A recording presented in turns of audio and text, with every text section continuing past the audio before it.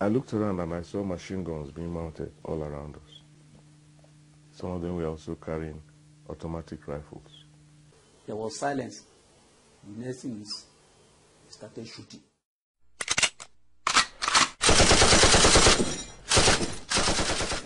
And my father was lying not too far from me. His eyes were open, but he was dead.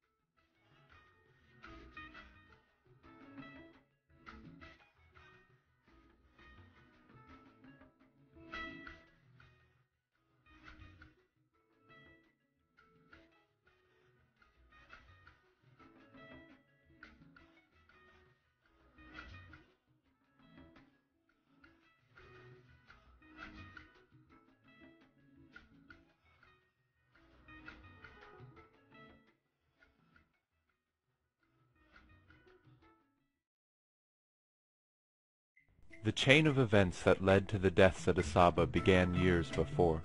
British colonialists created Nigeria by cobbling together many once independent territories, each with its own culture. In 1960, when it gained independence, Nigeria was home to over 200 different ethnic groups, the largest being the Hausa Fulani, the Yoruba, and the Igbo. Fears that one group would dominate led to ethnic tension and corrupt elections, which set the stage for the overthrow of civilian rule by a group of military officers in January 1966. Many Northerners saw this as an Igbo power play.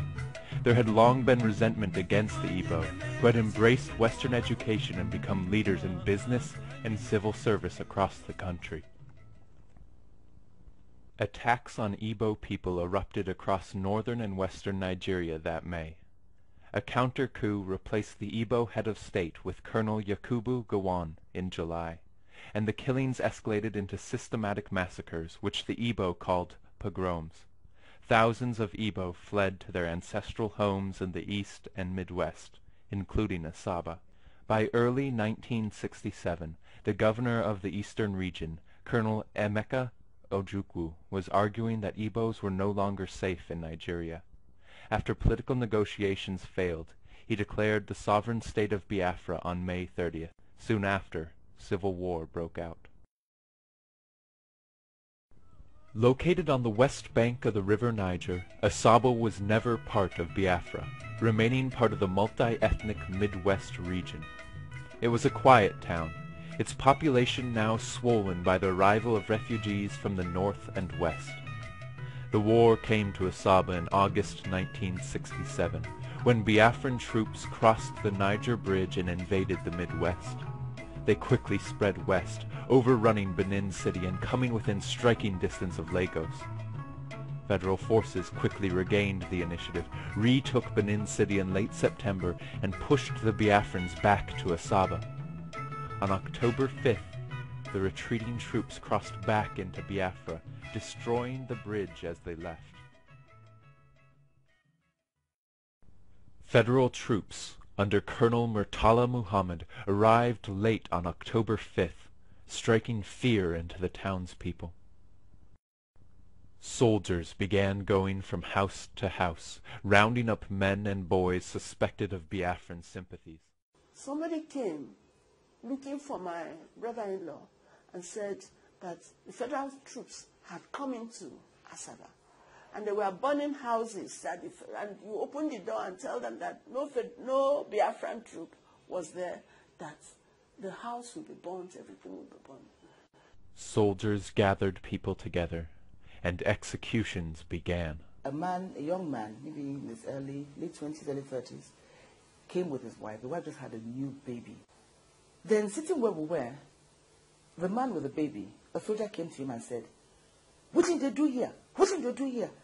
He didn't say anything. So he said, "Take that baby, give your wife, tell them bye-bye." I said, "Move." He got to and started moving. And as he was moving, he was starting to look at the soldier, telling him to move. Like, "Where do you want me to go?" And the man pushed him at the back with the gun. Put him at the back with the gun. I said, "Move, move." Say, "One Nigeria." So the guy put up his hand and said, "One Nigeria." I would just heard a crack. Bam. I arrived there, they shot him. The wife didn't say a word. And I said, everybody, police station. That everybody should go to police station, apart from the old people, like my grandmother. So myself, my dad, I was walking behind him all the way. But then, just about 2 kilometers down the road from my house, we saw 2 corpses with their heads blown off. People, these white garment church people, one of them with a bell, the other one with a lantern, still burning at that time. So that was the first sign we got that there was trouble. So that sent shivers, down our spines. And so we got to the police station, and there was a huge crowd. And then the police station will come around, Mr. X, Mr. B, you take us to his house, you'll be free. They had names they wanted to kill. Once in a while, they pick somebody from the crowd, go to the back of the house, and they hear gunshots. My husband and the brother, and all those about 400 people who were following them, they were shot at the police, in front of the police station at Asaba. I held on to the person I saw, the soldier. I said, "Why did you kill my husband?" I don't want to remember what happened. I said, "Why did..." The man with the butt of the gun hit me on the chest. If you, woman, if you are not careful, you get killed as well. From that point, I went home. I got home to tell them that they had been killed. Papa, that's my father-in-law. When he heard that his 2 sons were killed, he went out.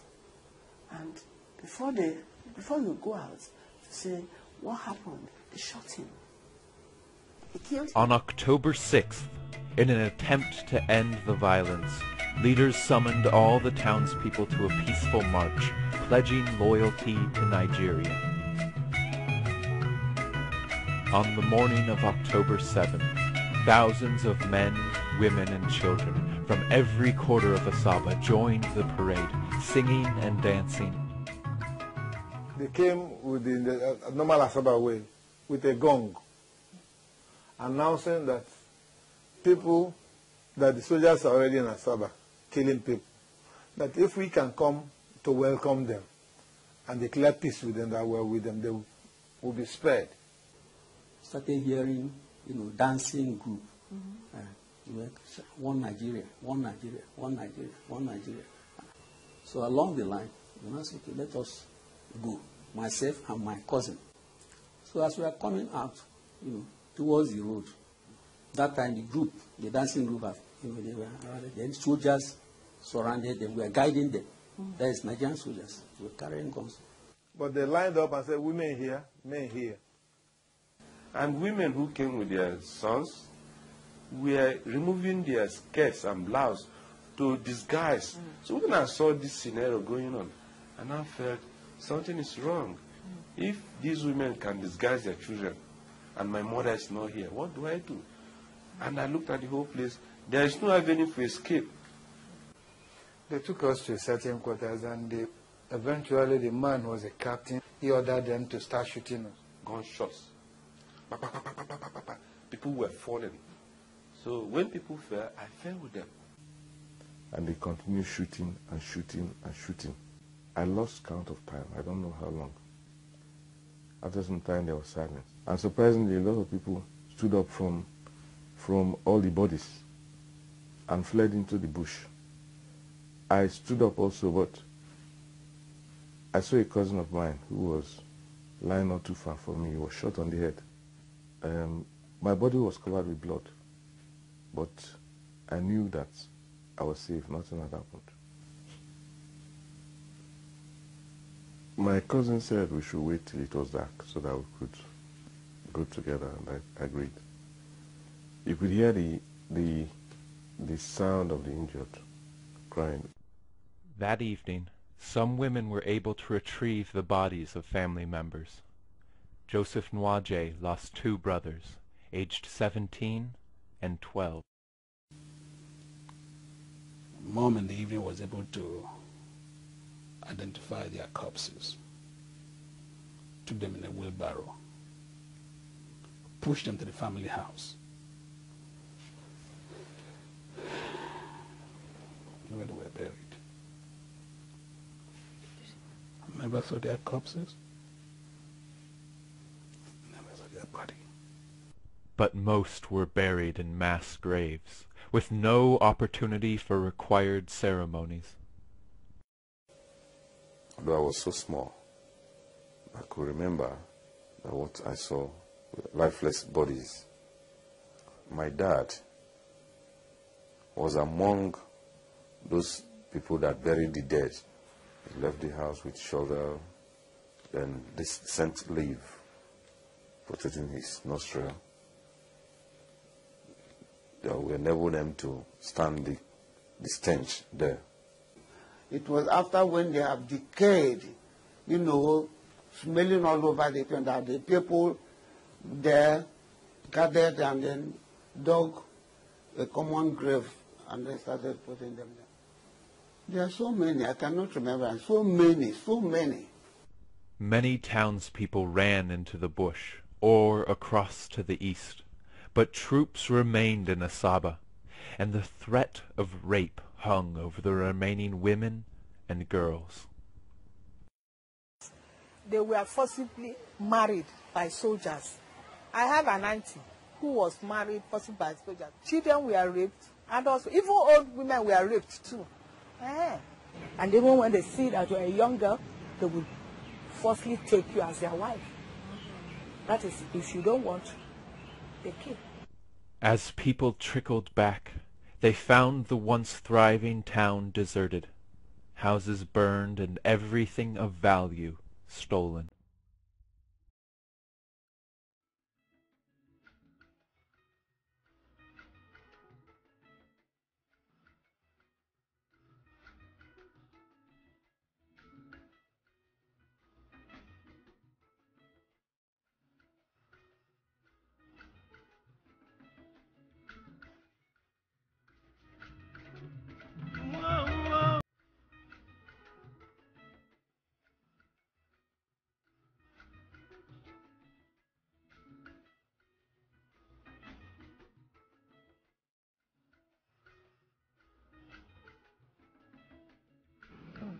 We have no home to enter, no house to enter. Our house was burnt down. Everything. In fact, where we went, we had to be tying, you know, the bags they put rice and beans. That's what we tied, because there was no clothes, there was nothing for us to hide our nakedness. A lot of children were shocked. You know, people were dying just like that. Some we ate rats, lizard. In fact, Asaba suffered. Exactly how many died on October 7th is not clear. Between 500 and 800 seems likely, in addition to hundreds killed in previous days. Many families were decimated. My immediate elder brother, this one following him, and one of my cousins, 3 of them were killed.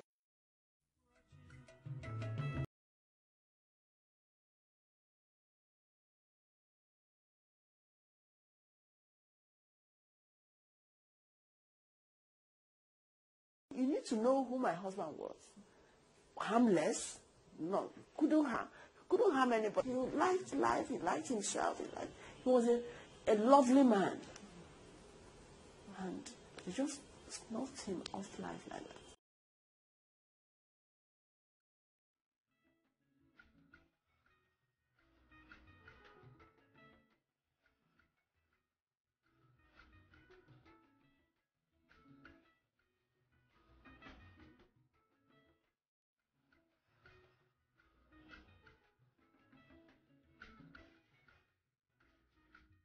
Was my favorite brother, and he was outstanding as as a student. He was captain of cricket, captain of soccer. He was a sprinter. He was a sprinter, and he was in the Nigerian 4x100 meters relay team. So it was a great loss, you know, to the family. Of course, one tries to forgive.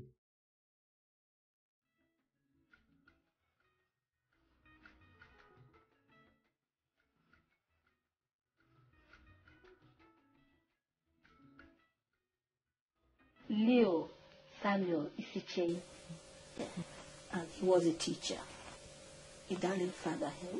You know, we looked up to him so much. He was everything to us, and he wanted to bring his children up to make sure that they had education. I want people to know, because not many people know what happened.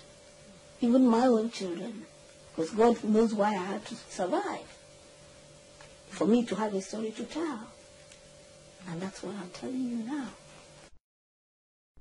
For decades, the massacres at Asaba remained almost unknown outside the community. In 1967, the Nigerian press was tightly controlled, and few foreign news reporters were on the ground. In the words of Nobel laureate Wole Soyinka, the Midwest Igbos had become the most vulnerable Nigerians. The war itself became internationally famous in 1968 after the federal government imposed a blockade, starving Biafran into submission in 1970. The silence began to lift in the mid-1990s, and some survivors testified to the 2001 Nigerian Human Rights Violations Investigation Commission, known as the Oputa Panel, which set the stage for more people to speak. It was for us the first opportunity that we were going to have to even air the matter, but the aim was really to begin something by way of a healing process. If you wrong somebody and the person has an opportunity to talk about it, and assuming you show an act, you show some contrition, you apologize, or you go some way into alleviating their pain and suffering, then the healing process can begin. 4 decades after the war, Asaba is a busy state capital looking to the future. Yet the scars remain. These are visible in the derelict buildings that remain unrestored and on the bodies of those who survived. And they are invisible, borne by Asabans who have kept the memory of the cruel deaths of their fathers, brothers, and uncles. The people of Asaba do not want retribution, only to tell their story, allowing the massacres to become part of Nigerian collective memory. After the war, the then head of state, the state General Gowan, said that the war was a war between brothers. No victor, no vanquished. Okay. But what happened in Asaba wasn't a war. There was no fighting going on in Asaba when the federal troops got there. No fighting whatsoever. Those that they killed were not soldiers. They just took them and lined them up and killed them. Even in the history books, in the military history books, there's no mention of it. It has got to be part of our history. Because if you don't have a history, you really cannot go ahead in life and go ahead properly. It's got to be part of our history. Nigeria is a mix of so many different people, different tribes, languages, religions, everything. I was born into this entity called Nigeria. I am proud, very, very proud to be a Nigerian. But so also, I am very proud to be female. I am very proud to be an Igbo woman. I'm very, very proud to be an Asaba woman. This country belongs to all of us equally. Nobody should be made to pay any price that is way beyond that which is necessary to keep the country going. We paid more than a necessary price during the war. Thank you. This is where we'll be wrapping it up today on Crystalfact TV. If you have the Crystalfact event you've covered, please drop a message on our comment section. And if you like this video, please subscribe.